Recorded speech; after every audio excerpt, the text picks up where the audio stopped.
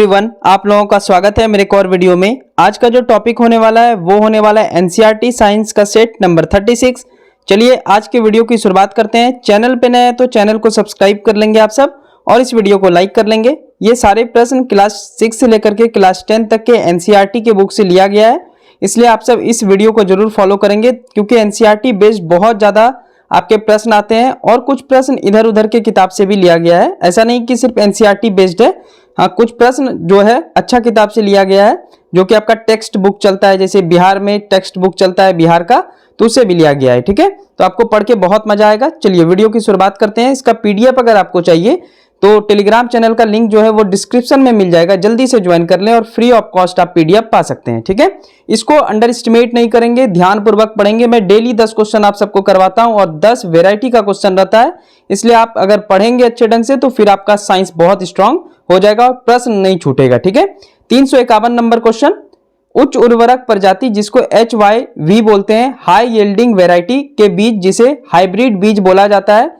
इसकी परिकल्पना किस समय की गई थी? तो इसका आंसर हो जाएगा प्रथम हरित क्रांति के समय। यह प्रश्न आ सकता है, क्यों आ सकता है वो मैं अभी बाद में बताऊंगा आपको। भारत में हरित क्रांति के जनक डॉक्टर MS स्वामीनाथन थे। भारत में हरित क्रांति की शुरुआत 1966 या 67 में हुआ। देखिए ये प्रश्न इसलिए इंपॉर्टेंट है क्योंकि MS स्वामीनाथन जी की मृत्यु पिछले वर्ष 28 सितंबर 2023 को हुई।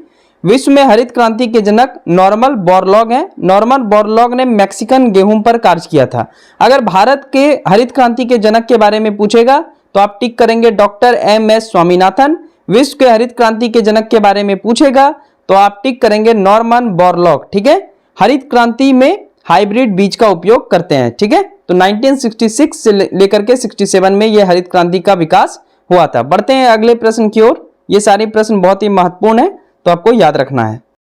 क्वेश्चन नंबर 352, किसे मिश्रित उर्वरक कहा जाता है? तो इसका आंसर हो जाएगा NPK को मिश्रित उर्वरक कहते हैं। अब NPK क्या होता है ये जानते हैं।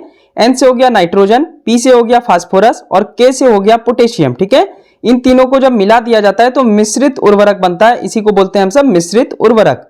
अब NPK धान में कौन से रेशियो में हम सब डालते हैं? तो 4:3:2, यानी नाइट्रोजन 3%, मतलब 4 हिस्सा, फास्फोरस 3 हिस्सा और पोटेशियम का 2 हिस्सा रहेगा। गेहूं में होता है 4:2:2, यानी नाइट्रोजन का 4 हिस्सा, फास्फोरस का 2 हिस्सा और पोटेशियम का भी 2 हिस्सा डाला जाता है। वर्तमान में 3 तरह के उर्वरक का हम सब प्रयोग करते हैं, जिसमें नाइट्रोजन, फास्फोरस और पोटेशियम का उपयोग करते हैं। ठीक है, देखिए एक महत्वपूर्ण क्वेश्चन आपसे उर्वरक से पूछ सकता है, वो है यूरिया। तो यूरिया के बारे में अभी हम सब जान लेते हैं। पहले तो यूरिया का फॉर्मूला बहुत बार आ चुका है, तो NH2CONH2 याद रखेंगे। इसमें 46% नाइट्रोजन होता है। यह प्रथम कार्बनिक यौगिक है जिसका प्रयोग प्रयोगशाला में किया गया था। ठीक है, तो प्रयोगशाला में पहली बार कोई भी अगर उर्वरक बनाए, कार्बनिक यौगिक बनाए, तो उसका नाम है यूरिया। इसका निर्माण 1828 में जर्मन वैज्ञानिक फ्रेडरिक वाहलर ने किया था, तो ये भी याद रखेंगे। तो यूरिया से काफी प्रश्न आपके एग्जाम में आ सकता है। चलिए बढ़ते हैं, और पूछा भी है, BPSC में भी पिछले बार पूछा था। चलिए बढ़ते हैं 353वां प्रश्न की ओर। क्वेश्चन नंबर 353, विश्व का पहला कृत्रिम खरपतवार नाशी का क्या नाम है? आपके आंसर हो जाएंगे 2,4-D। अब ये 2,4-D का फुल फॉर्म क्या होता है? तो 2,4-डाइक्लोरोफेनॉक्सी एसिटिक एसिड। ठीक है, ये नाम याद रखेंगे। अगर प्राकृतिक खरपतवार नाशी की बात करें तो इसका नाम है ऑक्सीन। ठीक है, ऑक्सीन को इंडोल एसिडिक एसिड यानी IAA भी कहते हैं।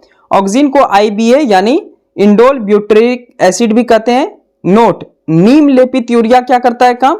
यह धीमी गति से मृदा में घुलता है। ठीक है, तो विश्व का पहला कृत्रिम खरपतवार नाशी, खरपतवार मतलब होता है कि धान के साथ कोई एक्स्ट्रा पौधा हो गया तो उसको खत्म करने के लिए हम सब 2,4-D का यूज करते हैं, जिसको डाइक्लोरोफेनॉक्सी एसिटिक एसिड कहते हैं। ठीक है, ये हम सब बनाए, कृत्रिम रूप से बना है, और प्राकृतिक रूप से ऑक्सीन पाया जाता है, जिसको हम सब क्या बोलते हैं? IAA इंडोल एसिडिक एसिड और IBA यानी इंडोल ब्यूटेरिक एसिड। ठीक है, ये क्वेश्चन बहुत बार एग्जाम में आ चुका है। ऐसे जब आप डिटेल में पढ़ेंगे तो आपका क्वेश्चन एक भी छूटेगा नहीं। ठीक है, 354, किसने सबसे पहले एंटीबायोटिक की खोज की? तो इसका आंसर हो जाएगा अलेक्जेंडर फ्लेमिंग। नाम आप जरूर सुने होंगे। अलेक्जेंडर फ्लेमिंग ने 1928 में पहला पेनिसिलिन नामक प्रथम एंटीबायोटिक की खोज की। पहले एंटीबायोटिक जो बना है वो कवक से बना है, यानी फंगी से बना है, ये भी याद रखेंगे। एंटीबायोटिक होता क्या है? इसको हिंदी में प्रतिजैविक बोलते हैं। तो यह पदार्थ जीवाणु को मारता है। ठीक है, किसको मारता है? बैक्टीरिया को मारता है, जीवाणु को मारता है। कुछ प्रमुख एंटीबायोटिक के नाम आप सब जान लीजिए। तो पहला है क्लोरमफेनिकोल, इसे लाइफ सेविंग ड्रग भी कहा जाता है। ड्रग मतलब मेडिसिन होता है। ठीक है, दूसरे टर्म्स में आप नहीं समझेंगे कि ड्रग मतलब वो नशीला पदार्थ, मेडिसिन कहते हैं। ठीक है, दूसरा है एम्पिसिलिन और तीसरा जो है वो है टेरामाइसिन। ठीक है, तो तीनों नाम आप याद रखेंगे। क्लोरमफेनिकोल को लाइफ सेविंग ड्रग कहते हैं, तो ये एग्जाम में आता है। और फ्लेमिंग के बारे में तो आता ही आता है। तो फ्लेमिंग ने सबसे पहले किसका आविष्कार किया? तो पेनिसिलिन नामक एंटीबायोटिक का। तो डायरेक्ट आपसे प्रश्न पूछेगा कि पेनिसिलिन का खोज कौन किया है? तो Alexander Fleming. Question number 355, antipyretics प्रति ज्वर हारी का क्या कार्य है? तो यह शरीर के तापमान को कम करने का काम करती है। जैसे आपको फीवर आ जाता है तो आप कौन सा दवाई लेते हैं? तो पैरासीटामोल, हर एक लोगों को पता है। तो उदाहरण हो गया इसका पैरासीटामोल। मनुष्य के शरीर का तापमान 37 डिग्री सेल्सियस होता है। अगर फॉरेनहाइट की बात करें तो 98.6 फॉरेनहाइट होता है। जैसे इससे इंक्रीज कर जाता है थोड़ा सा भी, जैसे 100 के आसपास चले गया तो आपको अत्यंत फीवर है मान लीजिए, तो आपको कौन सा दवाई चाहिए? तो एंटीपायरेटिक्स, जिसमें आप कौन सा दवाई खाएंगे? तो पैरासीटामोल। ठीक है, बाकी मेरे कहने पे खा नहीं लीजिएगा, आप जाकर डॉक्टर से कंसल्ट करके उसके बाद जो भी डॉक्टर बोलेगा उसके अनुसार आपको काम करना है। बस ये पढ़ाने के टर्म में मैं आपको बता रहा हूं। ठीक है, नेक्स्ट क्वेश्चन नंबर 356, वैसा औषधि जो दर्द का निवारण करता है क्या कहलाता है? तो इसका आंसर हो जाएगा एनाल्जेसिक्स। उदाहरण एस्पिरिन, यह दर्द हारी और ज्वार हारी दोनों औषधि है, यानी ये शरीर के टेम्परेचर को कम भी करती है और आपका दर्द भी छुड़ाएगी। तो ये मेडिसिन का नाम है एस्पिरिन। एस्पिरिन का रासायनिक नाम होता है एसिटाइल सैलिसाइक्लिक अम्ल। ठीक है, नाम नहीं भूलेंगे आप सब, एसिटाइल सैलिसाइक्लिक अम्ल। एस्पिरिन यह विलो के पौधे के पत्ते से प्राप्त होता है। विलो का पौधा का उपयोग क्रिकेट बैट बनाने में हम सब करते हैं। ठीक है, जम्मू कश्मीर में काफी पाया जाता है। तो विलो का पौधा का उपयोग हम सब क्या करते हैं? क्रिकेट बैट बनाने में करते हैं। और विलो को बोला जाता है एलिक सेल्वा, तो ये भी याद रखेंगे।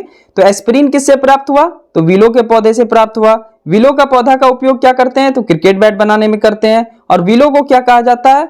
तो विलो को कहा जाता है एलिक सेल्वा। ठीक है, बाकी एस्पिरिन का रासायनिक नाम आप नहीं भूलेंगे, एसिटाइल सैलिसाइक्लिक अम्ल। और ये एक मेडिसिन है जो दर्द और टेम्परेचर दोनों को कम करता है। आपको जेन्युइन रूप से हमारा ये वाला सीरीज पसंद है तो हमारे चैनल को जरूर सब्सक्राइब कर लें। आप सब सपोर्ट करेंगे तभी मैं अच्छा कंटेंट बनाने के लिए और ज्यादा उत्साहित होऊंगा। तो प्लीज सपोर्ट कीजिए चैनल को।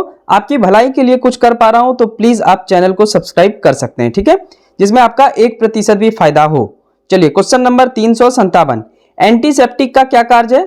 तो यह कीटाणु को मारता है। आप अमिताभ बच्चन जी का प्रचार देखे होंगे बोरोप्लस का एंटीसेप्टिक क्रीम, तो ये एंटीसेप्टिक हम सब पढ़ रहे हैं। ये कीटाणु को मारता है, चोट लगने पे उसमें कीटाणु ना आ जाए इसलिए हम सब डिटॉल लगाते हैं। तो अब देखिए उदाहरण के तौर पर समझेंगे, फिनाइल घर में हम सब यूज करते हैं साफ करने में, तो यह फिनॉल का बना होता है। फिनाइल का सूत्र क्या होता है? C6H5। फिनाइल फंगस और बैक्टीरिया की वृद्धि को रोकता है, जो भी कीटाणु वगैरह होते हैं उसको रोकता है। डिटॉल यह ऑर्थोक्लोरोजाइनोल का बना होता है और डिटॉल का यूज आप सब भली भांति जानते हैं। अगर आपको बाई चांस कट जाता है आपका हाथ पैर तो उसमें भी हम सब डिटॉल यूज करते हैं ताकि उसमें कीटाणु ना पनपे और आपका जो घाव है वो ठीक हो जाए। एक क्वेश्चन मैं आपसे पूछता हूं, कमेंट में बताइए, अगर आपके शरीर में घाव है तो उसको कौन से विटामिन के जरिए, यानी कौन सा विटामिन का सोर्स खा करके आप घाव को ठीक कर सकते हैं? ठीक है, नीचे कमेंट में जरूर करेंगे। चलिए 358 नंबर क्वेश्चन नंबर 358, मुंह धोने वाले ब्रश में कूची, यानी जिससे आप ब्रश करते हैं, ब्रिस्टल जिसको बोला जाता है, जिसमें मुंह साफ किया जाता है, जिससे यह किस चीज का बना होता है? तो इसका आंसर हो जाएगा नाइलॉन। तो आप पिक्चर में देख सकते हैं ये जो ब्रश है जिसको कूची बोला जाता है, ये नाइलॉन का बना होता है। और ये जो डंडा होता है ब्रश का लाठी, यह मुख्यतः बेकलाइट या पीवीसी के बने होते हैं। पीवीसी के पाइप होते हैं तो उसी से बना जाता है। तो चलिए सबसे पहले हम सब नाइलॉन के बारे में जानते हैं, फिर बैकलाइट और पीवीसी के बारे में अगले प्रश्न में हम सब जानेंगे। ठीक है, तो नाइलॉन यह पॉलीएमाइड है, यह हेक्सामिथिलीन डाइएमीन प्लस एडिपिक अम्ल का बना होता है। नाइलॉन का उपयोग रस्सी, मछली का जाल, मच्छरदानी तथा इलास्टिक में यूज किया जाता है। ठीक है, तो नाइलॉन का टायर भी बनता है। बहुत महत्वपूर्ण है ये क्वेश्चन नंबर 359, मुंह धोने वाला ब्रश का डंडा किसका बना होता है? तो इसका आंसर हो जाएगा बेकेलाइट और पीवीसी। आइए बेकेलाइट के बारे में हम सब जानते हैं। यह फिनॉल और फॉर्मलडिहाइड का बहुलक है। इसका उपयोग बर्तन का हत्था, यानी बर्तन का जो जिससे आप जैसे चाय बनाते हैं तो सस्पेन कैसा होता है, तो उसका जो लाठी होता है उसी को हत्था बोलते हैं। हत्था बनाने में तथा स्विच बनाने में करते हैं। पीवीसी क्या है? तो यह पॉलीविनाइल क्लोराइड होता है, यह पॉलीविनाइल क्लोराइड होता है, इसका नाम आप नहीं बोलेंगे पीवीसी। यह विनाइल क्लोराइड का बहुलक है, ठीक है। तो पीवीसी का पाइप जितना बनता है वो सब पीवीसी है। चलिए बढ़ते हैं आज के सेट का आखिरी प्रश्न की ओर। चलिए 360 नंबर प्रश्न बहुत ही महत्वपूर्ण है। लिक्विड पेट्रोलियम गैस का सिलेंडर में किस रूप में द्रवित करते हैं? यानी गैस को सिलेंडर के में किस रूप में द्रवित करते हैं? तो इसका आंसर हो जाएगा उच्च दाब और निम्न ताप, ठीक है। इसमें 83% नॉर्मल ब्यूटेन प्लस आइसोब्यूटेन रहता है। तो गैस में 83% नॉर्मल ब्यूटेन होगा और आइसोब्यूटेन का मिश्रण होगा। इसके अलावा 16% प्रोपेन होगा और गंध के लिए 1% इथाइल मरकैप्टन का प्रयोग किया जाता है, ठीक है। तो एलपीजी जब आप शुरुआत में गैस सिलेंडर यूज करेंगे, यानी जब पूरा भरा रहेगा तो उसमें एक प्रकार का गंध आता है, ठीक है। तो उसको बोलते हैं इथाइल मरकैप्टन। और जब एलपीजी का सिलेंडर खत्म होने वाला होता है उस समय भी आपका सिलेंडर गंध करता है, तो उसको भी बोलते हैं इथाइल मरकैप्टन। यानी इथाइल मरकैप्टन का काम है कि वो गंध को फैलाएगा। इसका मतलब ये है कि जब एलपीजी लीक करेगा तो आपको इसका आभास हो जाएगा। किसके द्वारा? तो इथाइल मरकैप्टन के द्वारा। ब्यूटेन का सूत्र होता है C4H10, प्रोपेन का सूत्र होता है C3H8 और इथाइल मरकैप्टन का सूत्र होता है C2H5SH, ठीक है। SH है, ये नहीं समझिएगा कि 5H है वो। तो ये था set number 36 NCERT science set number 36। जल्दी मिलते हैं एनसीईआरटी साइंस के सेट नंबर 37 के साथ। ये वीडियो पसंद है तो हमारे चैनल को जरूर सब्सक्राइब कर लेंगे आप सब और इस वीडियो को लाइक कर लेंगे। और पीडीएफ ऑलरेडी मैं फ्री ऑफ कॉस्ट आपको देता हूं। बहुत ही मेहनत लगता है पीडीएफ बनाने में, तो प्लीज आप टेलीग्राम चैनल ज्वाइन कर लें। आप वहां से जाकर के PDF free of cost download कर सकते हैं। और मैं कभी भी पीडीएफ फ्री ही रखूंगा हमेशा, कभी भी उसमें पेड कोर्स ऐसा कुछ होने वाला नहीं है, ठीक है। थैंक यू सो मच, मिलते हैं नेक्स्ट वीडियो में।